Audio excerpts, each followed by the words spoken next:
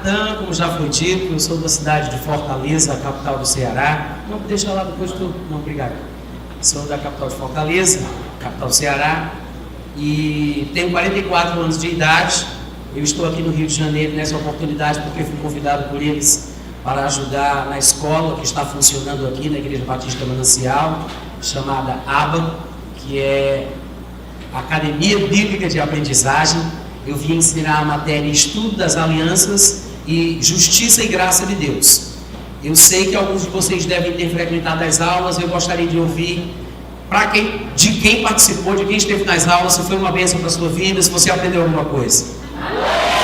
Maravilha, muito bom. Para mim é uma honra, eu quero agradecer ao casal de pastores aqui, Jonas e Lilian, pela oportunidade que eu tenho. É sempre bom poder compartilhar um pouco da palavra, um pouco da nossa vida com os irmãos.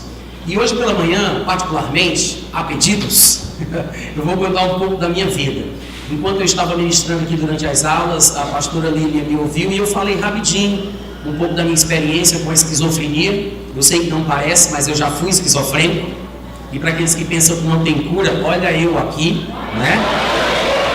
Mas então ela ouviu e conversou com o marido e pediram para que eu compartilhasse um pouco da minha história. E na verdade eu quase nunca faço isso.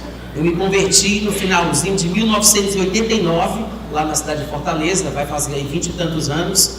E de todas essas vezes, para você ter uma ideia, eu nunca contei mesmo a minha história. Contei nas conversas assim de calçada, com os amigos, nos bastidores da fé, né? Mas pregando assim numa igreja eu nunca cheguei a falar. Quando dou aula, quando ministro em algum seminário, eu conto um pouquinho, uma coisinha ou outra, mas a história completa realmente eu nunca tinha feito isso. Então, eu vou contar um pouco da minha história, espero que sirva de estímulo para vocês, tá?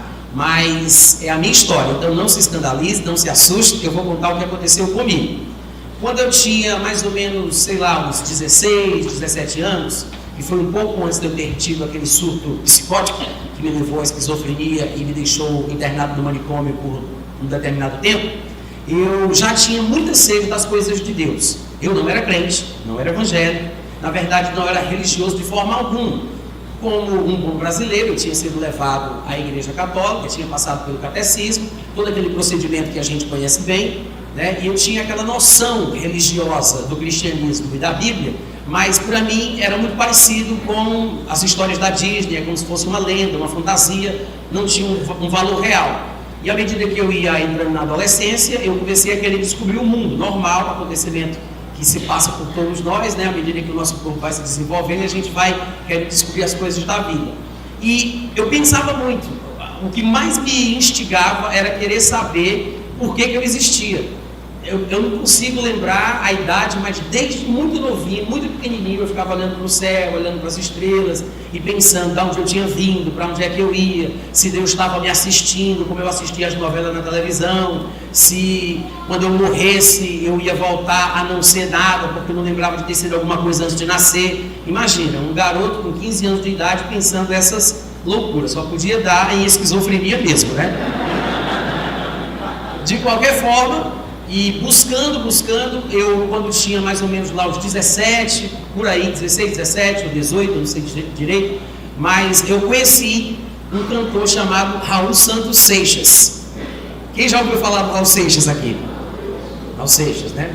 Então, até hoje as músicas deles tocam nas rádios, o pessoal conhece, está por aí na internet, no Spotify, no Deezer, em todos os aplicativos que hoje em dia a gente tem nos celulares. E naquela época eu ouvia cantar e aquilo me chamou a atenção, porque eu percebi que o Raul Seixas cantava coisas sobre as quais eu pensava. Falava sobre a vida, falava sobre os valores desta vida, ele falava sobre Deus, falava sobre o inferno, falava de Satanás. E eu disse, isso é música religiosa? Ou é música mesmo normal? Porque ele não cantava sobre a dor de ter levado um chifre, da mulher ter deixado ele, aquelas coisas que a gente ficava ouvindo direto, que todo mundo canta. Eu disse, ele só fala de Deus, só fala da vida, só fala da morte, fala do inferno. Eu disse, cara, eu vou ouvir. À medida que eu fui ouvindo, ele conseguiu me fisgar. Na verdade, por trás do Raul Seixas, né, nós sabíamos que havia uma influência diabólica, e eu não sabia naquela ocasião, mas aquilo me chamou muita atenção. E eu ouvia as músicas do Raul como se fosse uma espécie de ritual religioso. Eu chorava, eu pranteava, é como se eu estivesse orando a esse ser superior que talvez estivesse me ouvindo, porque as músicas do Raul, elas apelam para esse tipo de sentimento. Inclusive, em uma delas, no CD, naquela época, LP Mata Virgem, ele compôs e gravaram uma música chamada Judas. Olha o nome da música, os Judas Iscariotes, os Judas da nossa Bíblia, né? E na música começava uma voz dizendo assim: ei, quem é você? Um demônio, né? Como se fosse um demônio. Vamos, responda.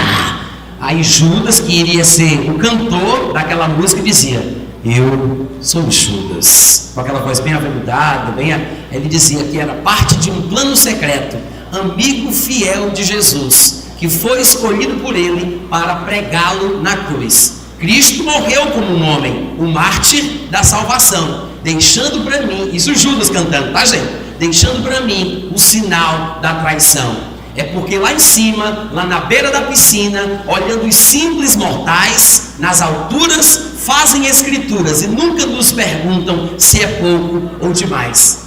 Mas Judas diz: se eu não tivesse traído, teria morrido cercado de luz, porque fazia parte dos 12 apóstolos. Mas o mundo hoje então não teria a marca sagrada da cruz. E para provar que me amava, ele diz, né? Pediu outro gesto de amor, pediu que o traísse com beijo, que minha boca então marcou mais. Eita Deus! Demônio puro! Ele fala: mas é que lá em cima, lá na beira da piscina, olhando os simples mortais, nas alturas, fazem escrituras e nunca nos perguntam se é pouco ou demais. Gente, é profundo. Não vem dizer para mim que é uma coisa superficial e facinho de se resolver, porque não é não. Muito crente, gente boa dentro da igreja, dizimista, falador de línguas, se enrolaria com uma música dessa. Não teria respostas, não saberia o que dizer, poderia ficar até em parafuso com a sua fé. Porque o grande problema é esse: a gente não saber. Na época eu não sabia, primeiro, se Deus existia, e se Ele existisse, o que Ele queria comigo, e se tudo que eu vivia era consequência do que Ele determinava. Então a ideia dessa predestinação, o determinismo, essa predestinação fatalista, de que não importa o que você faça, tudo que você faz porque Deus quis que você fizesse, foi o que me incomodou. Eu não era crente, não era religioso, mas eu poderia ser chamado de um inquiridor deste século, meio filósofo assim, pensando sobre as coisas da vida. Isso me angustiava. Será que depois que eu morrer, eu vou voltar a ser o que eu não era antes de ter nascido? Será que vai ser esse nada absoluto para dentro do infinito? Se tem um momento que eu decidi, é agora. Eu não lembro de nada. O pessoal fala: mas é porque nós estamos num processo de transmigração da alma. Um dia você esteve no boi, passou por uma galinha, foi para o pato, chegou aqui. O espiritismo brasileiro, ele não acredita na transmigração da alma de animais, né, para seres humanos ou de seres humanos para animais. Mas o espiritismo, que é mais antigo do que o brasileiro, que é o hindu, lá da Índia, ele realmente acredita que todos os seres existem, tanto os animados como os inanimados, até as pedras, o mar, o vento, o fogo, são seres vivos. A filosofia hindu prega isso. E os espíritos que dão vida a estas coisas transmigram de um corpo para outro. E Raul Seixas, não sabia eu naquela época, ele tinha na verdade sido influenciado pela filosofia hindu. E estudando a música do Raul, estudando a vida do Raul, eu descobri que ele tinha lido um livro sagrado hinduísta chamado Bhagavad Gita. Essa frase, Bhagavad Gita, é uma frase em sânscrito, que é a língua sagrada dos hindus, e em português seria mais ou menos como o canto do Senhor.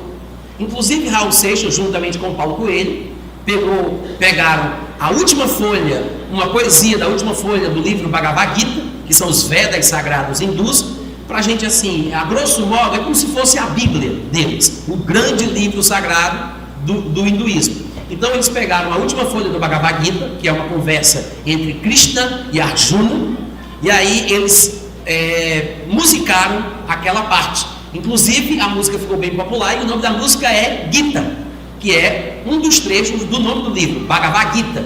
Então, Gita, lembra daquela música quando ele diz: eu que já andei pelos 4 cantos do mundo procurando, foi justamente num sonho que Deus me falou. Aí Deus diz para ele: às vezes você me pergunta por que eu sou tão calado. Ah, gente, que coisa engraçada. Isso é Deus falando, viu? Agora você imagina uma pessoa que não tem noção nenhuma das coisas de Deus, das coisas da Bíblia, se envolver com a influência dessa, porque é profundo. Quando você ouvir da próxima vez, se você parar para pensar, você vai ver que ele consegue envolver emocionalmente, filosoficamente, intelectualmente, uma pessoa realmente interessada em descobrir o segredo da vida. Ele só canta sobre isso, só fala sobre isso. Então, ele era muito sarcástico nas colocações dele, muito irônico, muitíssimo inteligente e divinamente inspirado, não, profundamente inspirado, pelo outro lado, pelo sapricó, né? Por Deus não, pelo coisa ruim. Às vezes a gente que é pregador se atrapalha, né? Aí eu vou dizer, e o Bhagavad Gita diz, e a Bíblia diz, não é a Bíblia. Então ele não era divinamente inspirado, ainda que muita gente pense, porque nas canções dele ele fala sobre Deus, mas uma coisa não tem nada a ver com a outra. De vez em quando alguns evangélicos têm a mania de cantar, tenha fé em Deus, tenha fé na vida, né? Você tem 2 pés para cruzar a ponte. O que é que ele está falando ali? Ele está falando que enquanto o ser humano estiver vivo, ele tem a oportunidade de crescer espiritualmente a ponto de se desprender do seu corpo, saindo pelo alento vital que está na sua fronte e voltar para Deus no nirvana, antes que ele morra. Ou seja, você está vivo, então você tem 2 pés para cruzar a ponte. Está falando sobre isso. Naquela música que ele compôs chamada Ouro de Tolo, que ele diz que as pessoas pensam que tiveram sucesso na vida porque conseguiram conquistar muitas coisas, muitos bens, muitas posses. Ele diz, eu devia estar contente porque eu tenho um emprego, sou dito cidadão respeitável e ganho 4.000 cruzeiros por mês. Devia agradecer ao Senhor por ter tido sucesso na vida como artista. Eu devia estar feliz porque consegui comprar um Corcel 73. Aí ele vai contando o sucesso que ele teve, morava em Ipanema, depois de ter passado por 2 anos aqui, na cidade maravilhosa. Aí ele diz, mas eu não me sento no trono do meu apartamento, com a boca escancarada, cheia de dentes, esperando a morte chegar. Por quê? Eu sei, no cume e calmo, no mais alto lugar do meu olho que vê, na minha percepção espiritual como ser humano, ele diz, no cume e calmo do meu olho que vê, assenta-se a sombra sonora de um disco voador, porque ele acreditava que o que nós na Bíblia chamamos de anjos e manifestações divinas eram na verdade seres extraterrestres que tinham tentado se comunicar com o homem falando sobre as coisas da vida. Então ele dizia, longe das cercas embandeiradas que separam quintais, no cume calmo do meu olho que vê. O que é longe das cercas embandeiradas que separam quintais na filosofia Raul Seixista? Significa longe da barreira das dimensões. É a mesma história de você ter 2 pés para cruzar a ponte.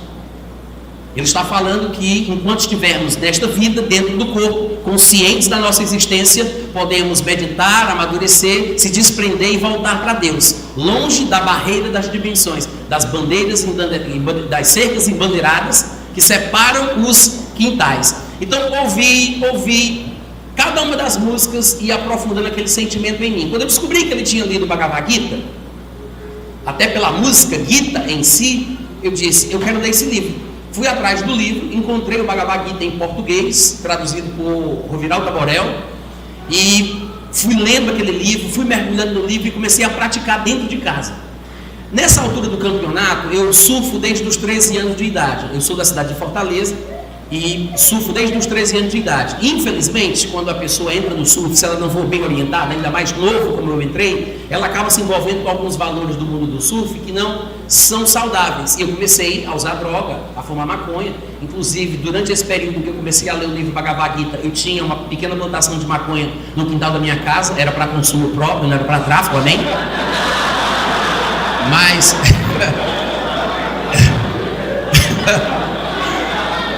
de qualquer forma, eu fumava maconha, cheirava cola, tomava anfetaminas. Eu tinha um brinco na orelha, não que seja errado usar brinco, mas só para vocês entenderem como é que eu era. Eu tinha cabelos grandes, enrolados, tipo um rastafari, roupas rasgadas, muito louco, capoeirista há 3 anos e meio e surfista há 3 anos, completamente perturbado do juízo. Me envolvi com as músicas do Raul, comecei a ler o livro Bhagavad Gita. E aí eu, dentro da leitura do Bhagavad Gita, eu pensei, puxa, isso aqui é verdade, está falando sobre as coisas que o Raul canta, sobre as coisas de Deus. E eu comecei a tentar praticar o que o livro dizia para eu praticar. E eu comecei a praticar as yogas do livro. Uma yoga para o espírito, para a alma e para o corpo. É a Bhakti Yoga, Mantra Yoga e Raja Yoga. Eu comecei a fazer aquilo e comecei a raspar o cabelo e comecei a ficar um pouco perturbado do juízo, as ideias começaram a se misturar. E o que foi que aconteceu? Tinha um pequeno agravante, até então eu não tinha consciência disso, mas a minha família inteira, por parte de mãe, era formada por esquizofrênicos.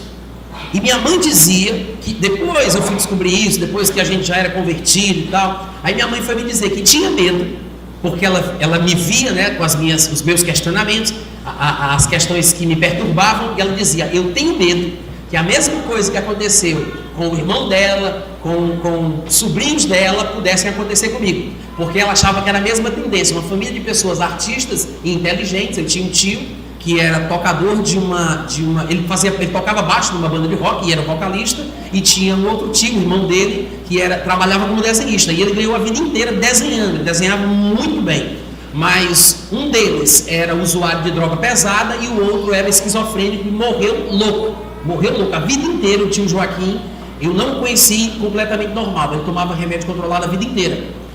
Esse meu tio teve 2 filhos, André e Daniel. Um deles foi assassinado a paulada, porque foi mexer com alguém numa mesa e o pessoal matou ele.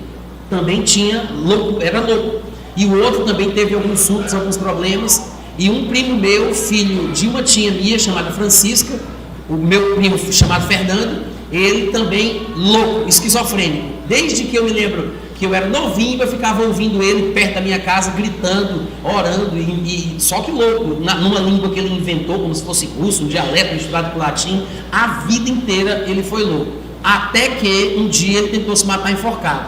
Quando ele estava tentando se matar, o irmão dele chegou e tirou ele da corda, mas foi só o irmão tirar ele da corda, ele correu para o quintal, comeu lixo, morreu intoxicado no mesmo dia. Ele queria se matar, demônios, né? E eu tive uma tia que era louca, que eu não conheci muito bem, e parece, pelo que me disseram, que a minha avó também era louca, tinha loucura. Então, se for para falar de loucura, gente, isso aí eu entendo. Está no sangue. E quando eu tinha lá os meus 17, foi exatamente o que aconteceu. Minha mãe dizia, eu tenho medo que o Natan fique louco do mesmo jeito. As minhas ideias, meus pensamentos, a minha perspicácia, tem um fino filamento entre a loucura e a genialidade. E foi exatamente o que aconteceu comigo. Até porque o uso das drogas, a cola, as anfetaminas, a maconha, isso cooperou muito para que tivesse esse desencadeamento aí desse surto psicótico. E através da meditação do Bhagavad Gita, eu pensava que estava descobrindo a verdade, porque eu passei a ter experiências sobrenaturais. Durante os últimos dias, antes de eu ser internado no manicômio, eu comecei a ouvir vozes e eu comecei a ver coisas. E eu pensava que aquilo era a descoberta da grande verdade que eu buscava a vida inteira, porque jamais até então eu tinha visto uma parede se mexer, eu tinha visto ouvido uma voz, um vulto passar, uma coisa extraordinária, fora do comum, sobrenatural. E elas começaram a acontecer comigo. Eu ia dormir e eu ficava ouvindo vozes na minha cabeça, como se fosse uma pessoa me instruindo, falando, me explicando. Eu ficava vendo vultos passando perto de mim, eu fechava os olhos e conseguia ver ainda as coisas ao meu redor. Eu disse, cara, com certeza eu estou no caminho certo, porque isso é poder, né? Isso é sobrenatural.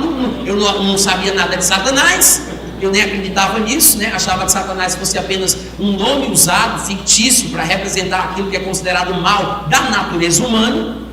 Então eu não considerava, como hoje eu entendo, que realmente é uma entidade, uma pessoa, e que ele existe, que se comunica e pode realmente fazer alguma coisa contra a gente. Eu não tinha consciência disso. Daí eu comecei a tentar trabalhar os meus medos que eu sentia ao ter as experiências sobrenaturais que aconteceram comigo durante aqueles dias.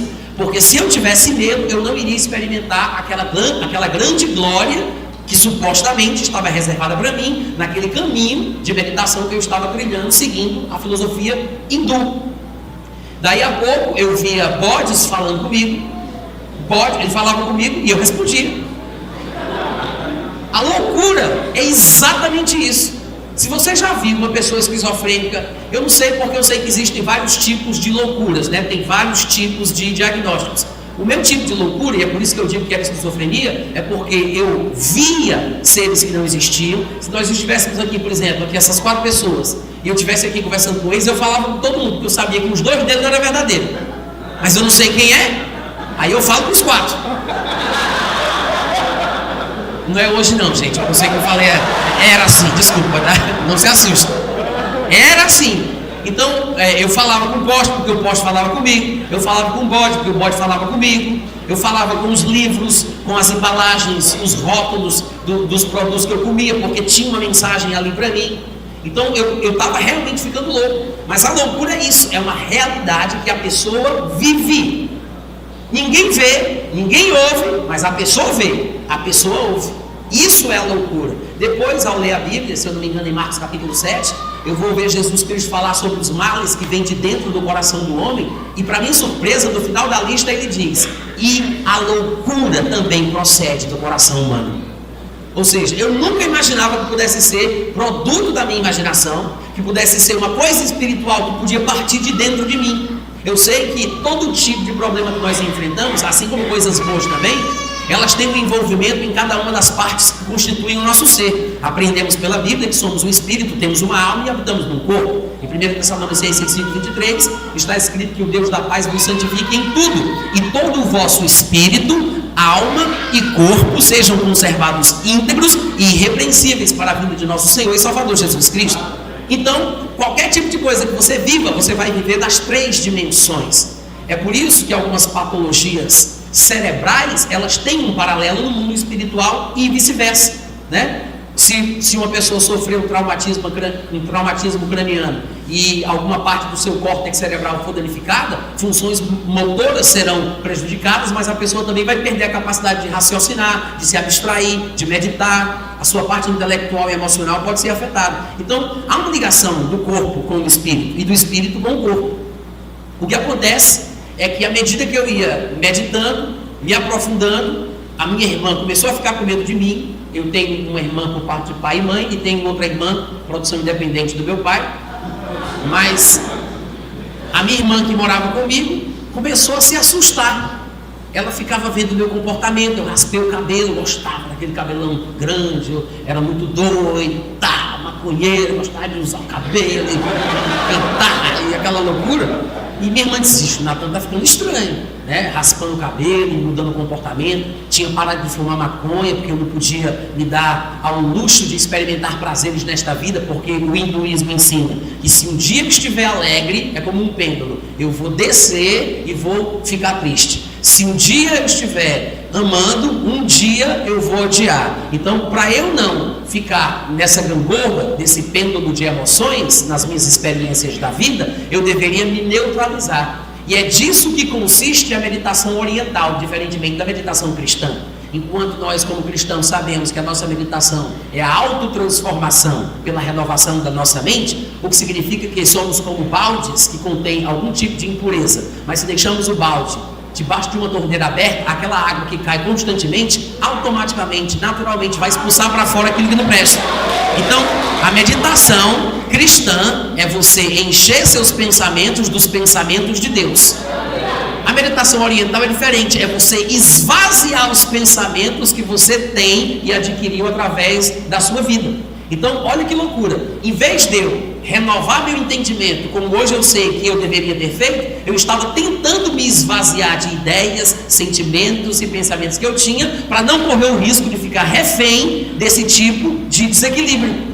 Umas vezes eu estava alegre, outras vezes eu estava triste. Num momento eu estava amando, no outro momento eu estava odiando, me sentindo bem, me sentindo mal. Então eu tinha que me neutralizar, me esvaziar através dessa meditação, para poder, quando estivesse nessa função neutra da vida, eu então alcançar o nirvana, que é o estado de perfeição. Eu seria um Brahmani iluminado. Olha a besteira, eu seria um Brahmani iluminado, e aí eu voltaria para dentro de Deus sem precisar de mais 2 ou 3 ciclos de reencarnações.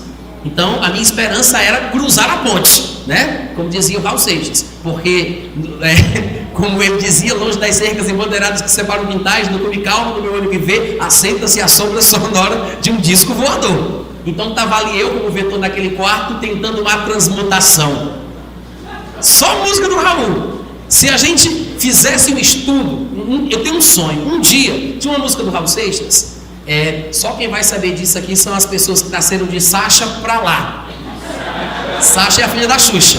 Quem nasceu de Sacha pra cá não vai saber. Mas tinha um cara que na televisão se chamava Flávio Cavalcante.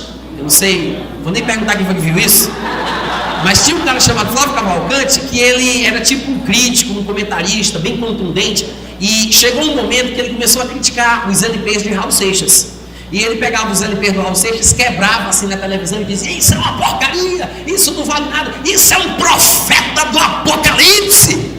Aí Raul Seixas pegou aquela frase dele e aí disse: vou fazer uma música. Aí escreveu uma música chamada As Aventuras de Raul Seixas na Cidade de Thor. Aí na música ele diz: quando eu compus Tesouro de Tolo, uns imbecis me chamaram de profeta do Apocalipse, mas eles só vão entender o que eu falei no esperado dia do eclipse. Aquela coisa bem, ele misturava o baiano com o rock, né? Só que o que Raul Seixas queria dizer é o seguinte: um dia as pessoas saberão que o que eu canto tem sentido, no esperado dia do eclipse. Só que hoje eu sei o que Raul Seixas pensava que sabia. Eu sei, hoje eu conheço a verdade. E eu tenho um desejo no meu coração de um dia pegar uma turma, uma banda de crentes, bem doida, bem corajosa, para no meu aniversário de morte do Raul Seixas, a gente ir para um auditório de uma universidade e fazer um show cover do Raul, o esperado dia do eclipse, para poder dizer o que ele falava, cantar as músicas e pregar. Ou a gente sai de lá, né? Assassinato, apedrejado, mas olha o tamanho do galardão. Apedrejado, ou as pessoas vão se converter, porque pregar com a música do Raul Seixas é comigo mesmo. Então eu tenho esse desejo, eu tenho esse sonho. Mas ouvindo as músicas do Raul, me envolvendo, praticando agora a filosofia e a religião hinduísta, comecei a pensar que estava tendo um encontro com Deus, achando que estava no caminho certo. E eu não me atinava para a situação da minha família em relação à esquizofrenia, e de fato eu já estava num certo estágio da loucura, quando eu comecei a ter experiências mais profundas. E numa determinada noite, eu estava deitado, e eu não conseguia dormir, e eu comecei a sentir a minha testa mexendo como se fosse uma borracha. Eu tinha aprendido que exatamente nesse lugar, sabe aquele lugarzinho, como é que vocês chamam aqui no Rio de Janeiro, quando a criança nasce, que fica molinha aqui? Molinha, moleira, né? Era só ter adivinhado. Então, aquela moleira, porque é molinho, é o alento vital, ou seja, é um lugar pelo qual o espírito entra no corpo e o espírito sai do corpo. É um dos chakras mais importantes no corpo humano, de acordo com a filosofia hinduísta. Então, eu sentia a minha testa fazendo assim, mexendo. Eu passava a mão para ver se estava mole mesmo, mas eu sentia ela dura. Mas eu sentia a minha testa fazendo assim. Eu disse: cara, o que é isso? Aí eu ficava pegando e não conseguia saber o que era. Aí eu me levantei, fui andando no corredor. Só que quando eu passei pelo corredor, uma coisa estranha aconteceu. Antes de eu chegar no corredor, eu saí do quarto da gente, que era o meu quarto, da minha irmã, e tinha o quarto da minha mãe. Eu passava pelo quarto da minha mãe, depois virava no corredor e ia até a sala de janta, e mais para trás tinha a cozinha. Quando eu saí para o quarto, que eu passava pelo quarto da minha mãe, que ela gostava de dormir de rede, a rede da minha mãe, que deveria estar assim, né, com o peso dela, ela começou a fazer assim, ó, a rede. Zum, zum, e eu senti aquele arrepio, aquela coisa quente, como se um demônio de 2,5 metros de altura chegasse no meu cangote e fizesse. Aquele calor, aquela coisa. Aí eu senti no meu espírito, olha só, eu senti: eu devo encarar as descobertas que estão vindo pela frente. Isso aqui é só um degrau, tem coisa mais profunda se aproximando. Ou você enfrenta e passa por isso, ou então você não vai ver o que tem pra frente. Aí eu me aproximei da rede, coloquei a mão na rede, aí voltou ao normal. Aí ficou parado. Aí eu disse: venci essa etapa, venci aquele medo. Aí saí andando no corredor. Quando eu passei pelo corredor, aí eu me vi andando. De repente meu corpo foi para frente e eu fiquei para trás, desencaixada a sensação. Mais ou menos como quando você sonha, que você se vê no sonho, né? É você, a sensação é sua, mas você se vendo é uma coisa estranha. Só que eu não estava dormindo, eu estava acordado, vendo com esses meus olhos abertos, com esses olhos que a terra há de comer, se Jesus não voltar antes, né? Mas eu fui andando no corredor e eu me via andando. E o corredor, ele balançava assim, suavemente, como se estivesse suspenso no ar. E o meu corpo indo e eu chegando depois do meu corpo. Aí eu fui até o banheiro para olhar o que estava acontecendo na minha testa. Eu toquei no interruptor, a luz se acendeu. Gente, quando eu olhei para o espelho, eu vi um olho na vertical, não era assim, na horizontal. O que foi, gente? não era assim na horizontal como esses dois, era na vertical, era verde ou era azul, era uma cor diferente, mas era na vertical. E eu olhava para aquilo e os três faziam foco ao mesmo tempo. Quando eu piscava, os três olhos piscavam.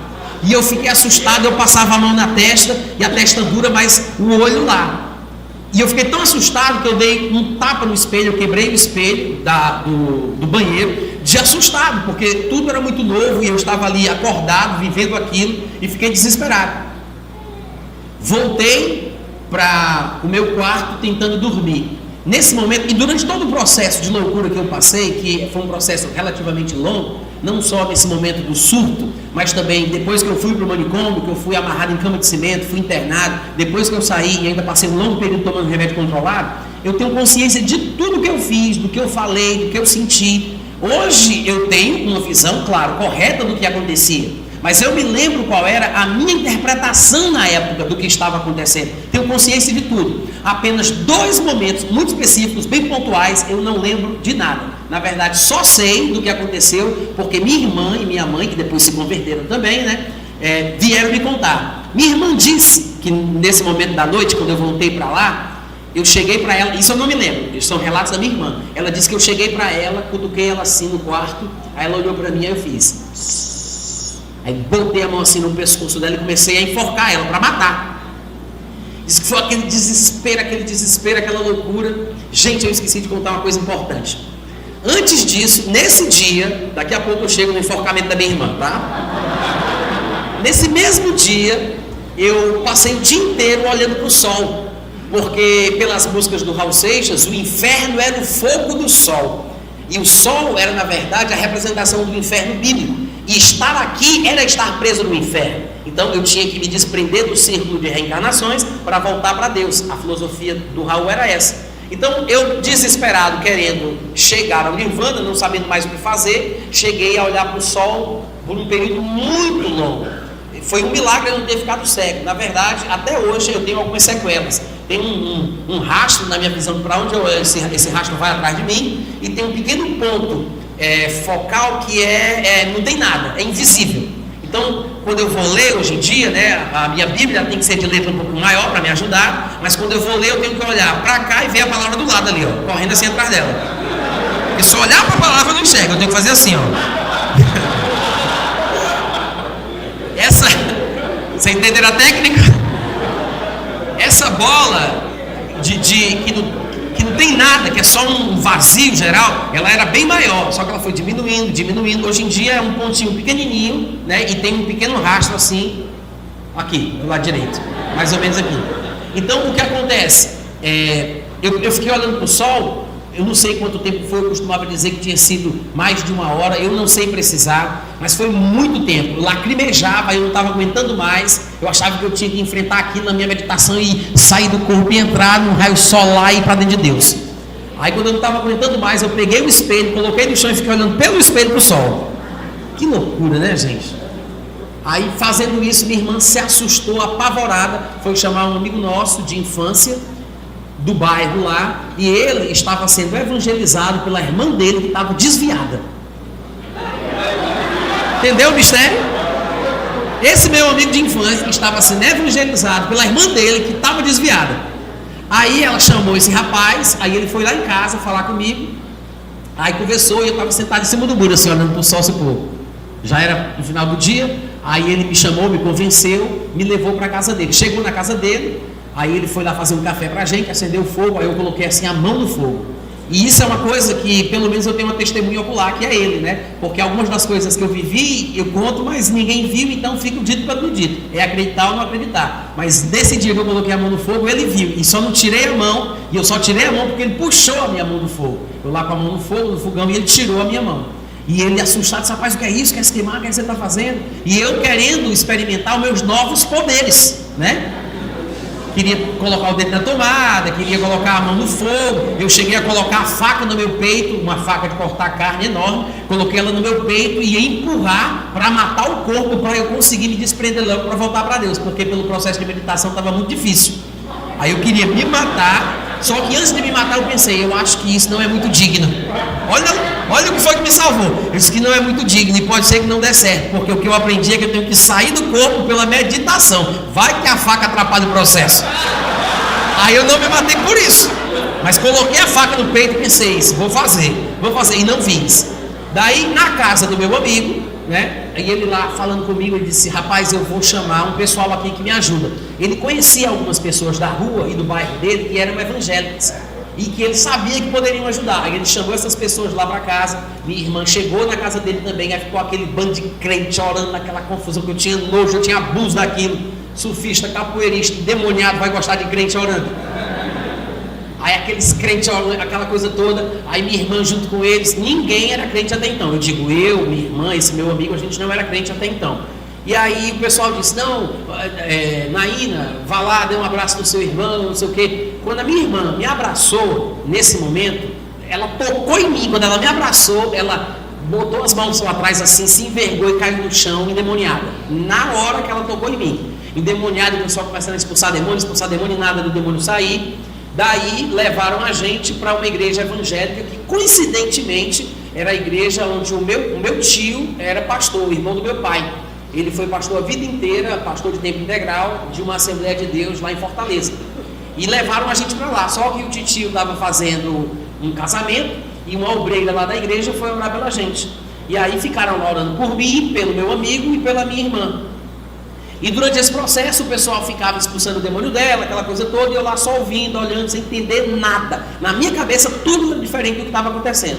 No outro momento que eu perdi a minha consciência, que eu só soube porque me contaram, que teve essas duas ocasiões, foi que nesse momento lá da oração, alguém parece que apontou o dedo para mim, eu não me lembro, foi minha irmã que me contou, o meu amigo que me contou. Alguém apontou o dedo para mim e disse: Satanás, saia daqui e leve tudo aquilo que lhe pertence com você. Aí disse que ele disse: tá bom, tchau. Aí dei as costas e saí. Aí eu fui embora, aí o pessoal me pegou e me trouxe. Isso eu não me lembro. Disseram que eu fiz isso na hora que a irmã orou e falou isso aí. Loucura, né? Mas a gente sabe pela Bíblia que é realmente assim que Satanás pensa. Porque Jesus disse: quando o espírito imundo sai do homem, ele anda por lugares áridos procurando repouso. Como não encontra, ele diz consigo mesmo: voltarei para a minha casa. Olha a petulância, a casa é minha. Ele diz: voltarei para a minha casa, de onde eu saí. E voltando, ele leva consigo 7 outros espíritos piores do que ele. Encontrando aquela casa vazia e ornada, se entra o estado daquela pessoa, fica pior do que o primeiro. E ainda tem crente que pensa que não tem demônio pior do que o outro, né? A própria Bíblia diz: tem demônio pior do que o outro. Eita Deus! Para você não dormir. Daí, nesse momento da oração, minha irmã recebeu Jesus, foi liberta. Eu falei lá ser Jesus como Senhor da minha vida, não valeu nada, não sabia nem o que eu estava fazendo. Meu colega também recebeu Jesus e voltamos para casa. Nessa noite, depois que esse dia que eu fiquei olhando para o sol, quebrei o espelho mais tarde. O espelho eu estava olhando para o sol. Aí fui lá, aquela coisa toda, minha irmã já era crente, voltamos para casa. Nessa noite foi que aconteceu esse processo na testa, que eu fui até lá, quebrei o espelho do banheiro e voltei e tentei matá-lo enforcado, tá? Então foi a ordem cronológica dos acontecimentos é essa. Daí, eu não me lembro dessa parte, foi ela e mamãe que me contaram. Diz ela que eu pedi para ela ficar em silêncio e comecei a enforcá-la no pescoço.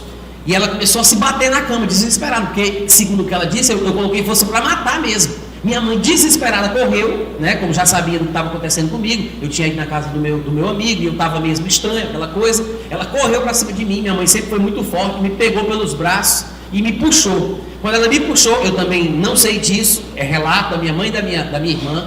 Diz elas que eu comecei a bater na minha mãe, a dar tapa na minha mãe e a bater. Só que a minha irmã, como já tinha ficado endemoniada naquela mesma tarde, naquele mesmo dia, e ela tinha sido liberta, ela diz, quando ela conta o testemunho dela, né, ela conta a versão dela, eu conto a minha, o que ela viveu, o que eu vivi.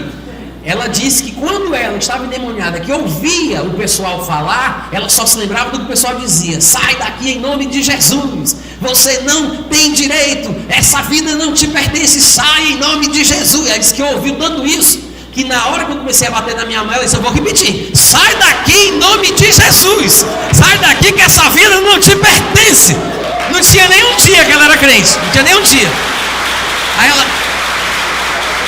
ela começou a repetir, né? Sai em nome de Jesus, sai que essa vida não te pertence. Foi quando eu voltei para mim. E eu parei, estava já a luz acesa, minha mãe aqui, minha irmã aqui, e eu olhando para as duas, sem saber o que estava acontecendo. Minha mãe, desesperada, como uma boa católica, religiosa, correu, pegou aquela Bíblia gigante, que fica aberta no Salmo 91, que Deus a tem. Aí levou lá para onde eu estava e começou a rezar. Disse, vamos rezar o Pai Nosso.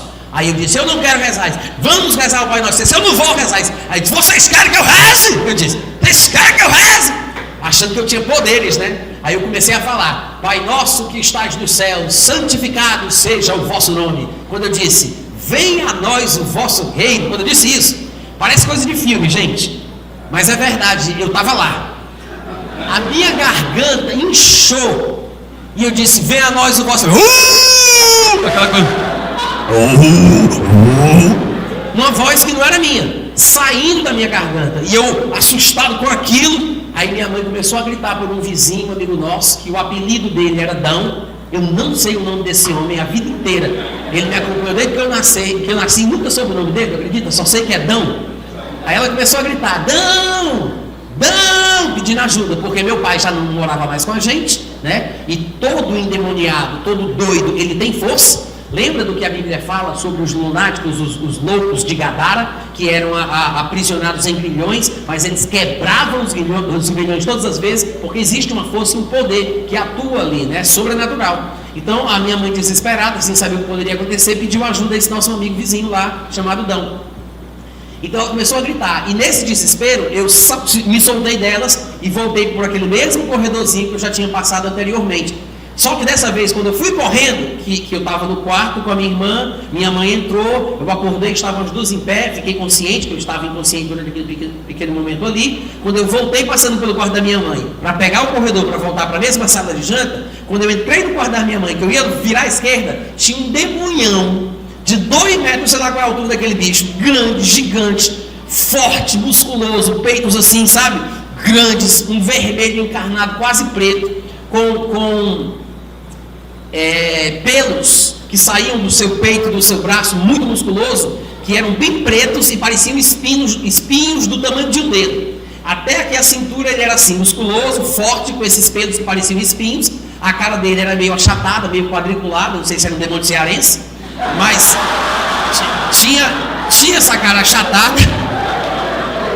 E a testa dele era gigante, uma testa assim gigante, bem achatada, bem plana, e nas pontas saíam pequenas protuberâncias que não chegavam a ser o que nós chamamos de chifre, né? Mas eu entendi que era o tipo de chifre que aquele demônio tinha. Eram pequenas protuberâncias assim que eram como se fosse um chifre, mas não tinha ponta, era só a extensão da testa, vermelho escuro, quase preto, gigante, grande, aquela bocona enorme, né, com os dentes bem fortes, essa parte de cima do jeito que eu descrevi, e daqui para baixo, da cintura para baixo, eram 2 pernas de cavalo.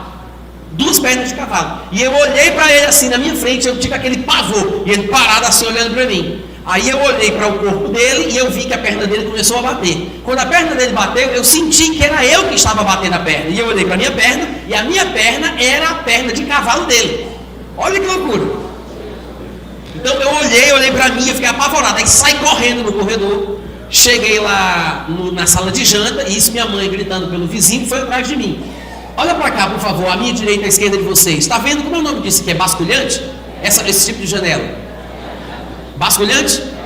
Lá na sala de janta da nossa casa tinha um negócio desse aí, menor, mas exatamente assim. Então eu cheguei apavorado, desesperado. Eu não sabia na ocasião o que estava me incomodando, mas provavelmente é porque a minha irmã, que já tinha nascido de novo, estava cheia de Deus.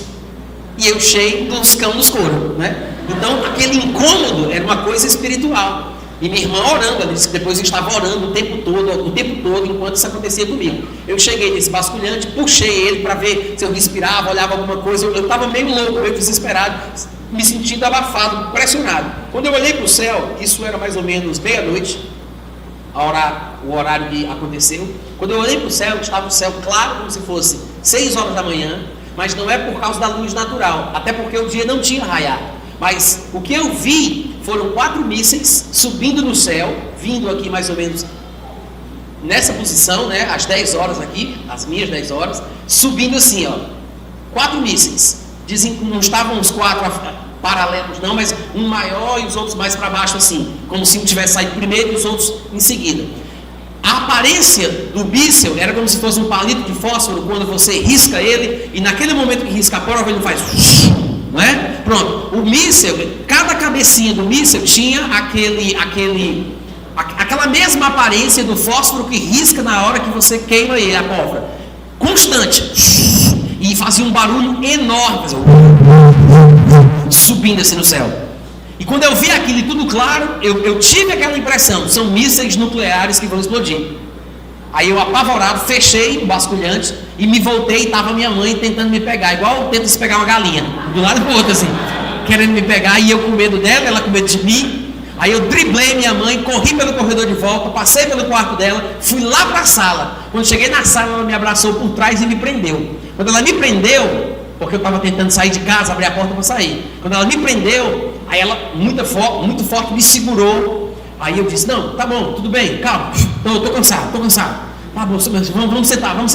Aí a minha mãe me soltou. Quando ela deu esse vacilo, eu corri para a janela, abri os ferrolhos que tinha, abri as duas bandas da janela, pulei por cima da janela, tinha um muro enorme que era a varanda que tinha, não sei como é que chama aqui no Rio de Janeiro, por exemplo, um lugar que tem a garagem, aí fica o carro e tem um espaço assim, que tem umas cadeiras, umas coisas.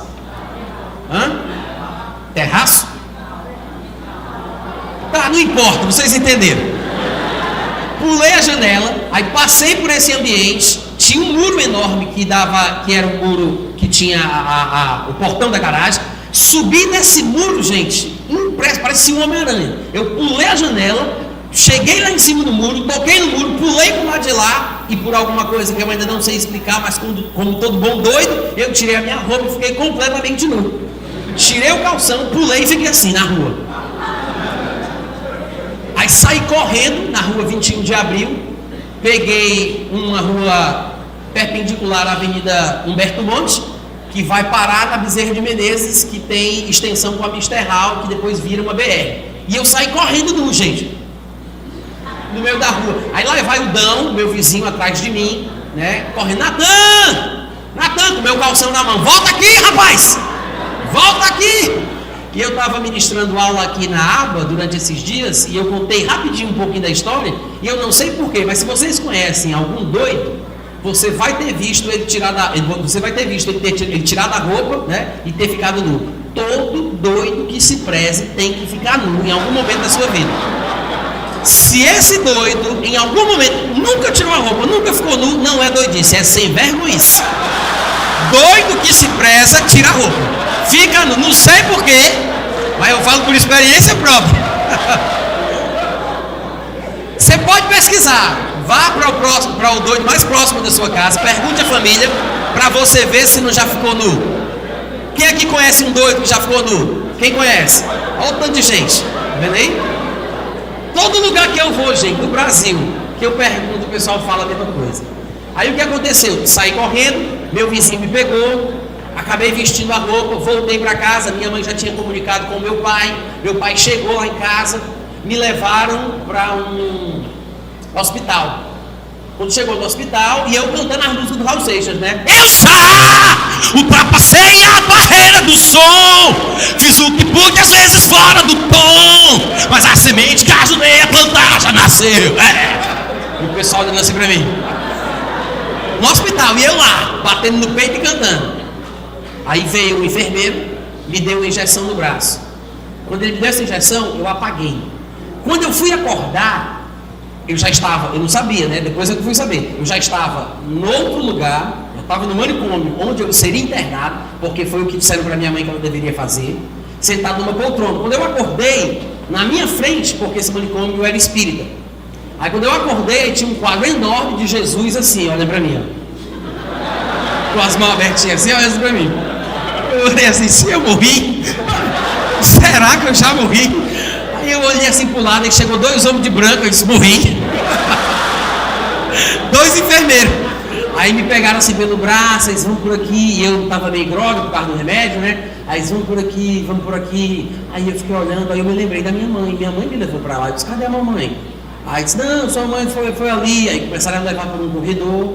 Aí eu disse, cadê minha mãe? Aí quando eu olhei, aí tinha uma porta que parecia aquelas de submarinos, de ferro, que roda assim e abre, né, uma porta diferente. E eu vi que eles estavam me levando para lá, eu fiquei assustado. Eu disse, cadê minha mãe? Aí eles disseram, foi ali comprar cigarro.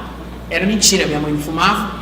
E ela tinha tido muito problema com o vício no cigarro e tinha vencido. Eu sabia que ela não fumava. Aí quando eles disseram isso, gente, eu comecei a dar tapa, a dar chute, cangar pé nesses enfermeiros. Aí vieram mais 3, começaram a me bater, e eu batendo neles. Aí pegaram uma camisa de força, me amarraram, cruzaram meus braços. Eles iam me soltar no pátio igual um porquinho, fica solto para comer na lama. Mas quando eu fiz isso, eles ficaram com ódio. Aí me amarraram na camisa de força e me levaram para uma jaula, que é o lugar onde ficam os piores doidos, os mais perigosos. Olha, me levaram para lá. Aí me colocaram nessa jaula, aí pegaram uma cama de cimento que não tinha colchão, com argolas de aço chumbadas nessa cama de cimento, e me colocaram no chão, pegaram os panos e amarraram, passando pela argola, e me amarraram as mãos, os braços, as pernas, e me cuspiram, me chutaram, pisaram no meu pescoço. Algum tratamento médico que a gente não entende, né? Mas fizeram exatamente isso comigo. Um dia eu estava contando essa história para uma das minhas alunas em um seminário que eu dei na cidade de Campinas, que inclusive é a mãe da Laurinha, que vocês conhecem como Laura Solgueles. Aí a mãe dela foi minha aluna, Laurinha também foi, mas a mãe dela era psiquiatra, ela já morreu. Mas aí a mãe dela estava lá e veio falar comigo, disse, Natan, não diga isso, porque os manicômios não são assim. Eu disse, não, mas na época que eu fui internado era. Mas já mudou muito, assim, mudou, mas a minha história é a mesma. Aí ela ficava constrangida, né? Disse, mas eu tenho que contar do jeito que foi. Então, o que acontece é o seguinte, alguém aqui talvez trabalhe na área da saúde, justamente nesse ramo, né, psiquiatria, psicologia, não sei, ou até mesmo com neurociência, né, que hoje em dia já tem essa nova disciplina científica aí, nos últimos 30 anos, mas a verdade é que foi assim que aconteceu comigo. Se você quiser ter uma noção, tem um filme baseado em fatos reais, que é muito parecido com o que eu vivi, que se chama O Bicho de 7 Cabeças. Depois vocês procuram e vocês assistem. É curioso, é bem parecido com aquilo ali. Daí, fui lá, fiquei amarrado, me chutaram, me cuspiram e tudo mais. E depois veio um outro doido e me soltou, graças a Deus. Mas eu fiquei na jaula, nesse lugar, durante todo o tempo que eu fiquei no manicômio. E eles me davam remédios para eu tomar. E quando eu comecei, eu não tomava remédio, porque os outros dois me ensinaram o esquema, né? Você bota no canto da língua, depois do cose. Aí eu disse, valeu. Aí eu comecei a praticar, né, os esquemas da casa. Só que quando eu comecei a tomar, aí eu comecei a ficar mais leso realmente. Aconteceram algumas outras complicações lá durante esse período e eu acabei tendo que tomar mesmo. Só que aí quando eles viram que eu estava realmente dopado, aí eles me permitiram sair para o pátio. Quando eu saí para o pátio, foi quando a minha mãe, pela primeira vez, junto com a minha irmã, os parentes, os amigos, puderam me visitar, que até então não podia, que eu estava nessa jaula, né? E eu acho que elas nunca souberam que eu estava na jaula até que eu contasse. Aí me visitaram, quando me viram, ficaram apavorados. Eu sempre fui muito brincalhão, muito divertido, comunicativo, não sei o que, e eu estava lá, parecia um zumbi. Minha mãe se apavorou e disse, eu vou tirar meu filho daqui. Aí foi falar com o pessoal da direção do hospital, disse que assinava um termo de responsabilidade e que ia me levar para casa. Aí o pessoal, né, os amigos que agora já eram crentes, novinhos convertidos, mas que agora já eram crentes, disseram, não, a gente ajuda, a gente se compromete, vamos levar ele para um centro de recuperação, vamos fazer o que for preciso. Aí depois de um tempo, a mamãe assinou lá a papelada e me levou. Só que, segundo os médicos disseram, eu nunca mais voltaria ao normal. Eu ficaria um doido controlado, fácil de pegar, né? Se eu ficasse tomando os remédios. Tomando os remédios, eu seria um doido fácil de pegar. Mas eu nunca mais seria a mesma pessoa. Se tivesse alguma melhora, não era para esperar. E a mamãe, obviamente, acreditou firmemente naquilo. A gente tinha experiência. Tios, primos, parentes que tinham tido esquizofrenia desde muito novinhos e morreram assim. Então, a tendência era que eu também estivesse na mesma situação. Mas, gente, eu passei quase um ano tomando esse remédio, tarja preta, controlado, e o pessoal crente, aí eu ia para a igreja, aí eu levantava a mão, aí dizia que recebia Jesus. Eu fiz isso umas 5, 6 vezes. Quem quer receber Jesus? Toda vida, aí lá vai o doidinho, todo mundo me olhava e dizia, o doidinho, o doidinho. Aí eu ia, aí o pessoal da minha igreja gostava de tocar umas músicas mais animadas, né? Eu sempre gostei muito de música. Aí tinha os rocks. Aí eu ia para a igreja, aí eu virava a camisa ao avesso, aí eu deitava no chão e ficava me rebolando, aí rolava debaixo do banco, o pessoal tinha medo de mim. Eu subia nos bancos, tinha uns quadros assim, de rios, com frases da Bíblia e tal, né? Aí eu subia assim nos bancos e ficava de cobra olhando assim pro quadro. Aí o pessoal ia se afastando devagarinho. O pessoal tocando baixo, eu chegava e ficava de cobra olhando para baixo. Aí o pessoal ia se afastando para trás. O pessoal ia orar por mim, eu começava a descer. Aí me colocava no chão, o pessoal ia colocar a mão em mim, eu saía feito uma cobra. Apavorante. Fiquei assim um bom tempo. E o pessoal testemunha isso, né? Quem quer receber Jesus? Lá ia eu. Mas não nasci de novo, era uma loucura da minha cabeça. Só que, né, num determinado dia eu ouvi uma fita, na verdade era uma fita cassete, falando da última trombeta. E o pessoal já estava me evangelizando, orando por mim insistentemente. E eu ainda tomava meu remedinho, estava meio doido ali.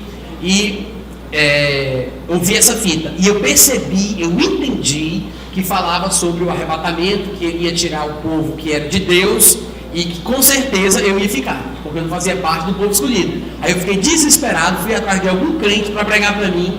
Aí acabaram se reunindo na casa de um amigo nosso e eles começaram a pregar. E nessa noite eu confessei Jesus com convicção.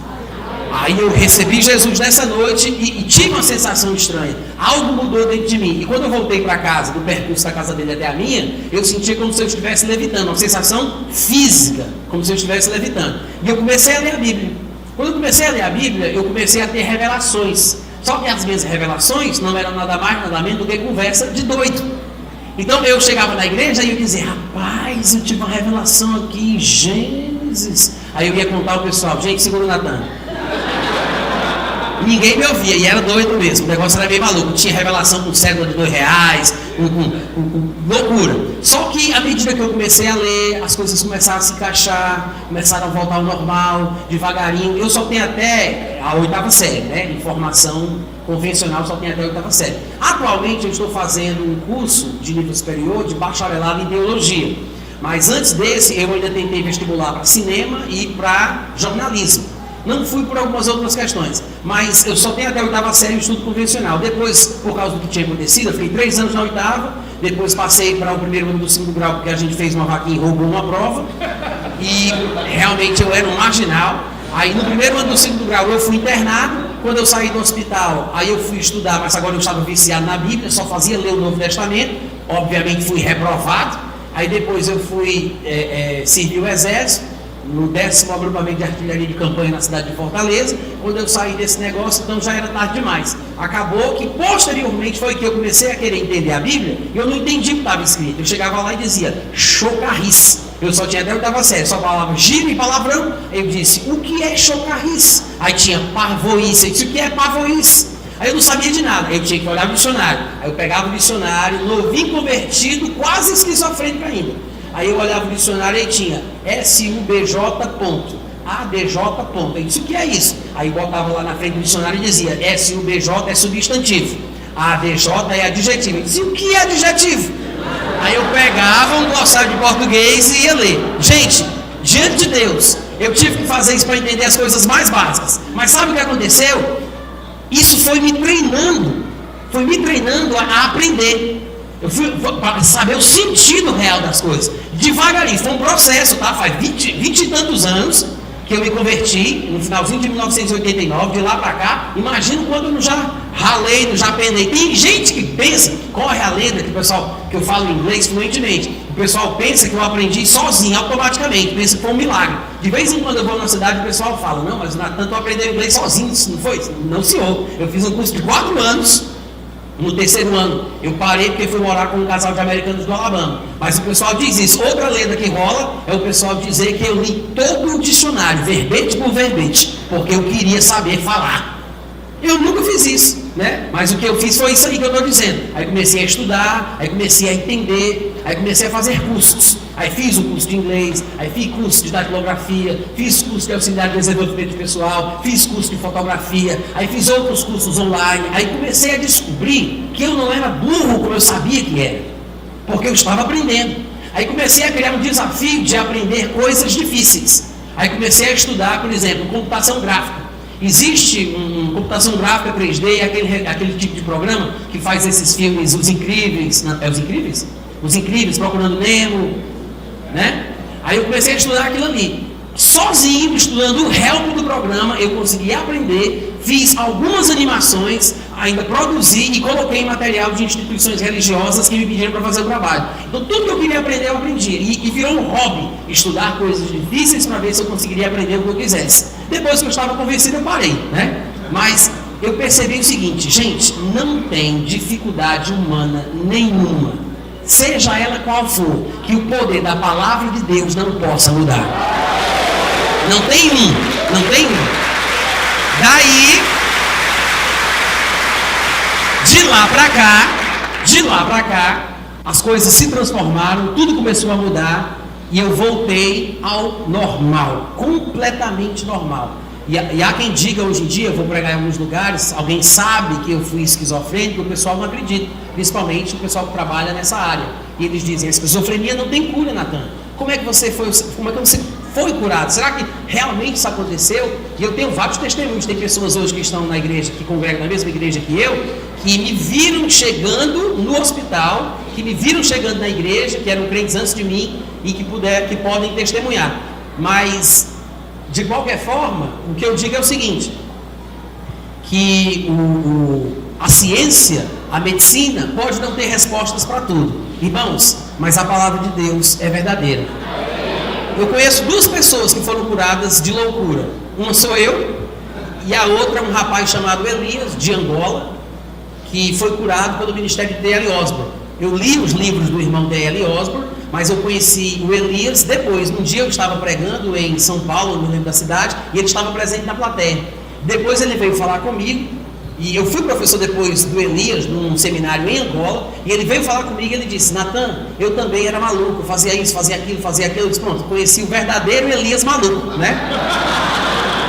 Ele disse para mim, eu fazia isso, fazia aquilo, e um dia me levaram amarrado para uma reunião evangelística, uma cruzada evangelística, do irmão T.L. Osborne. Ele disse T.L. Osborne, na hora eu fiquei emocionado, porque eu li os livros do T.L. E a única coisa que me fez voltar ao normal, eu nem falei isso para vocês, né? Mas na minha igreja o pessoal tinha uma pregação sobre predestinação, mais ou menos igual às histórias do Raul Seixas, naquele sentido fatalista, que Deus controla tudo, é que ele, quando ele mata, quando ele fere, e ele bota para o inferno mesmo, ele manda porque ele pode, e acabou-se. E lá na minha igreja o pessoal cria isso. E era isso que tinha me levado à loucura, porque eu não acreditava naquele Deus, mas era um problema para mim, eu não conseguia ultrapassar aquela barreira. O que aconteceu? Eles começaram a me pregar sobre isso, eu não aceitei, e dali para frente eu fui estudar as escrituras para poder ter resposta para eles. E eu conheci os livros de T.L. Osborne e Kenneth Hagin. E foram esses livros que me ajudaram a ficar são e que realmente me trouxeram uma cura completa. Quando eu conheci esse rapaz, ele disse que foi curado pelo T.L., então eu me identifiquei. Só que ele foi curado diferente de mim. Eu fui um processo gradual e ele foi curado automaticamente, instantaneamente, por uma oração que T.L. Osborne fez. Então, o que eu digo para as pessoas que conhecem alguém que tem problema nessa área? Eu não sei, gente, como é que se faz para a pessoa ser curada como eu fui. Porque quando eu fui curado, eu era doido, vocês lembram? Então, eu não sei o que aconteceu, né? Foram as pessoas que oraram por mim, foram as pessoas que não desistiram, foram as pessoas que pregaram para mim, foram as pessoas que me evangelizaram. O que eu sei é que eu era doido e hoje eu estou normal. Isso é o que eu sei, né? E ainda há quem duvide. Mas eu espero que você acredite, que você se inspire e que você coloque no seu coração de que Deus pode fazer todas as coisas. Amém? Então, gente, foi um prazer ter estado aqui. Eu espero que você tenha sido abençoado. Eu quero dizer que eu tenho um site, é o meu nome, natanrufino.com.br, tá? Lá tem muito texto, muito áudio, muito vídeo. O material é quase todo de graça. As únicas coisas vendidas no meu site são livros. Eu trouxe alguns livros meus, eu tenho 5 livros publicados. Alguns deles estão ali atrás com a Luísa. Então vocês podem procurar e investir na vida de vocês com o material que vem do céu. Muito obrigado pelo carinho, um abraço, até a próxima vez.